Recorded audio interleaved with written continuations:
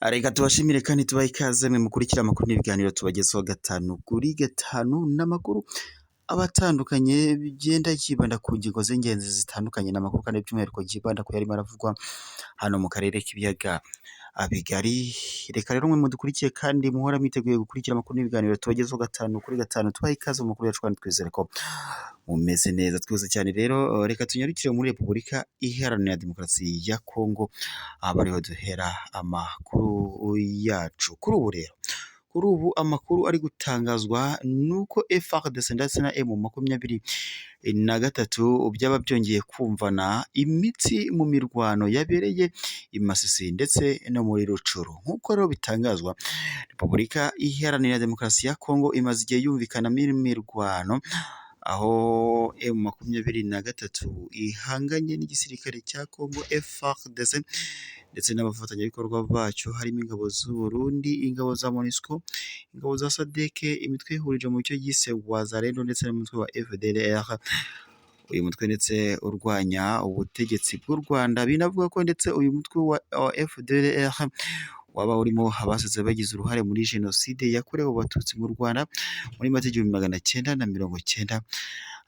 Kuri ubu rero M23 ikomeje guhangana n'igisirikare cya Kongo FARDC, ndetse amakuru akomeje kugenda atambutswa hirya no hino biravuga ko mu mujyi wa Goma ibintu bitemeze neza, aho umutwe witwaje intwaro wa Wazalendo ndetse n'igisirikare cya Kongo FARDC n'abafatanyabikorwa bacyo harimo FDLR bakomeje kugenda bambura ubuzima abaturage ndetse bababuza n'umutekano muri uyu mujyi wa Goma. Ni mu gihe kandi abaturage bo bakomeza kugenda batangaza ko agace M23 yaba igenzura ngo ariho hantu honyine haba hagaragara umutekano, bityo bigatuma rero abaturage bahungira aho M23 yaba irimo kugenda igenzura. Kuri ubu rero amakuru yakomeje kugenda atangazwa, biravuga ko imirwano yakomeje hagati ya M23 ndetse n'igisirikare cya Kongo FARDC n'abafatanyabikorwa bacyo, nk'uko amakuru dukura muri Repubulika Iharanira Demokarasi ya Kongo akomeza kugenda abitangaza. Kuri ubu rero biravuga ko kuri uyu wa gatanu tariki ya 26 Mata 2024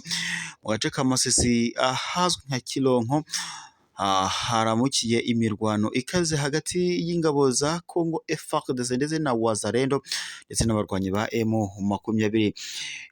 Nk'uko amakuru yakomeje kugenda abitangaza, biravuga ko muri iyi mirwano nta makuru arambuye yagiye atangwa y'ubaba ndetse yagabye igitero haba hagati ya M23 ndetse n'igisirikare cya Kongo FARDC n'abafatanyabikorwa bacyo. Gusa ikivugwa cyo nuko habayeho guturika kw'intwaro ziremereye zumvikanye muri kariya gace, maze bituma abaturage bahungira bakomeza guhunga bagenda berekeza i Buguri ndetse no muri turere tw'abadukikije aka gace ka Buguri, nk'uko amakuru atangwa akomeza kugenda abitangaza. Biravuga ko imirwano yabereye i Masisi yari yabanjirijwe n'indi yabereye mu gace ka Rwiri ho muri teritwari ya Rucuru mu masaha ya saa sita z'igicuku. Amakuru gusa akavuga ko urwo rugamba rwari rukaze kuko ngo ingabo za Kongo FARDC n'abakorana nayo bose basubijwe inyuma, ndetse M23 ibambura n'intwaro nyinshi zigiye zitandukanye. Nk'uko amakuru aturuka muri iki gihugu akomeza kugenda abitangaza, biravuga ko hari benshi hari hashize iminsi hatumvikana imirwano yeruye hagati y'igisirikare cya Kongo FARDC ndetse na M23. Nk'uko rero bikomeje kugenda bitangazwa, bivuga ko ahubwo havugwa ibisa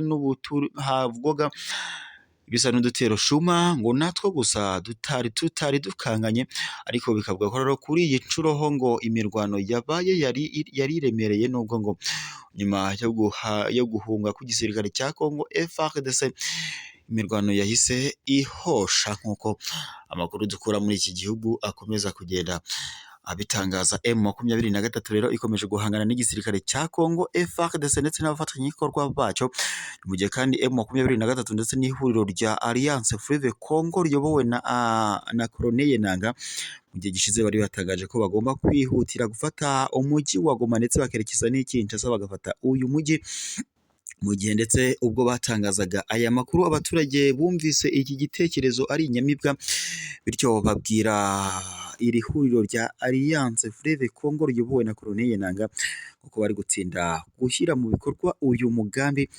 Gusa M23 ndetse n'ihuriro rya Alliance Fleuve Congo bahise batangaza ko bidatinze bari bwerekeze i Kinshasa ndetse muri Goma ndetse na Kinshasa, bagahita bafata uyu mujyi mu gihe kitarambiranye nk'uko amakuru yakomeje kugenda abitangaza. Turabashimiye rero mu kurigira amakuru n'ibiganiro tubagezeho 5 kuri 5. Amakuru yacu nakagaruka mu gihe waba utarakanda subscribe cyangwa sabone bitewe n'ururimi ukoresha, kandaho maze uzajya uwa mbere kubona amakuru n'ibiganiro tukugezeho 5 kuri 5. Turabashimiye rero mukomeze kugira impagarike n'ubugingo, amakuru yacu yo nakagaruka.